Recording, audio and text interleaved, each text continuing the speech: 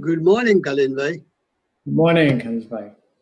I just heard on and off couple of times in your breath clinic that you use word functional breathing pattern.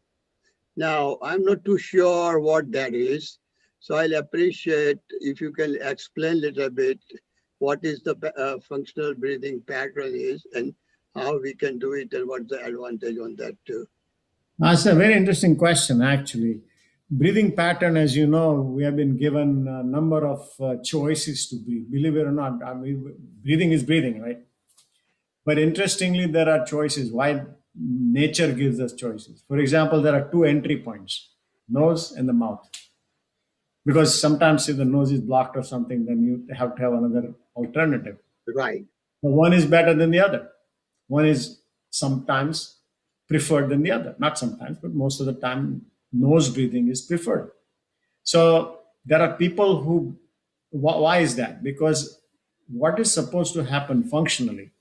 The air is supposed to go in, it's supposed to be filtered, humidified, cleaned up, and also warmed up. So there are a few things that have to happen. So the function of that breathing is to make sure that the proper quality air and proper amount of air, etc., is delivered to the lungs. The next area is we're talking about, chest and the belly.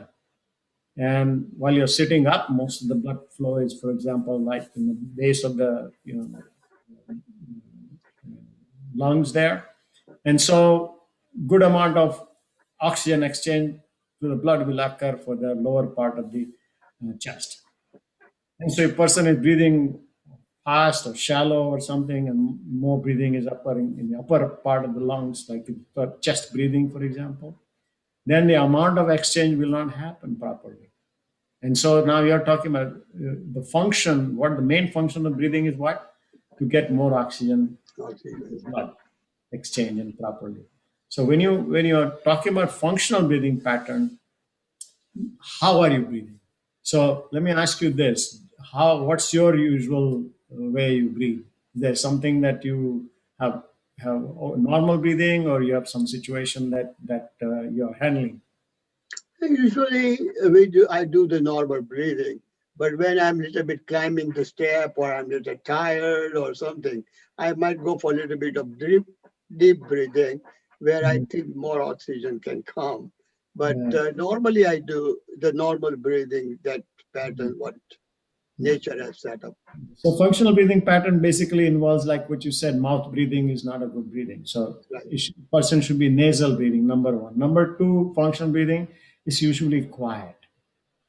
If the breathing is, if you hear breathing, like a Chinese monk you usually say, that if the person next to you hears your breathing, it's not functional.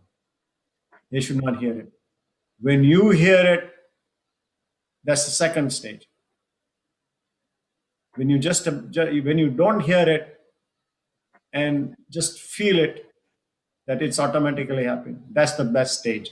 Best stage, right. So gradually it becomes quieter. Quieter breathing is a functional breathing. Mhm. Otherwise, it's obstructed, it's blocked, etc., Right. etc. So that's one. People have snoring and sleep apnea. That's again, that's not a functional breathing. There's something not right there. Same thing with if you do, like you mentioned, deep breathing versus chest breathing, shallow breathing. So that, and then also functional breathing also involves two or three other things: how fast you're breathing, rate of breathing. So if you're not deep breathing versus shallow or rate of breathing. And then also the important thing comes when you exchange properly is happening, oxygen, carbon dioxide, and all that. So that's the chemical part of it. And so these are all components that create functional breathing. And one of the tests we do is short amount of breath holding till we feel air hunger. We call that a blood oxygen level test, or I need to breathe. And when we do that, if you have a good functional pattern, then it actually will give you a proper number of seconds that you can hold on, 25 seconds or more. So it gives some of these things give an idea about whether you are really breathing well functionally or not. That I just remember you just mentioned it, blood oxygen level test, BOLT. What is that? Well, it's just basically we hold breath after exhalation and see how long you can breathe till your first instinct to breathe comes in. This happens because of the carbon dioxide building up a little bit and sending message to the brain there. And normally, person can hold 25 seconds to 40 seconds. But if it's if it's not functional breathing pattern, then it will be lower than that. It doesn't mean that all abnormal, but you have very chance to get it better, improve, and all the resilience, and also improve the capacity of breathing. So it just gives a parameter. That's just a parameter of that. And the most advantage part of the getting functional breathing is the oxygen that is being delivered from the lungs. Where the air comes in and gets to the blood. From there, it has to go to the various tissues. For example, brain, heart, and liver and things of that nature. So how are these tissues getting the oxygen? So ultimately that's the important part. So if your breathing pattern is functional, you will have a good amount of energy, because ultimately metabolism is good that way. You will be able to also do more strenuous work, for example running and all that, the functional. And even we talk about athletes, when they run a marathon or something like that, or a sprint or things like that, if they're nose breathing, they do better. If they're mouth breathing, their capacity of running, etc., suffers. Right. So those are the kind of things. So functional breathing pattern has a very important thing. And can we learn this?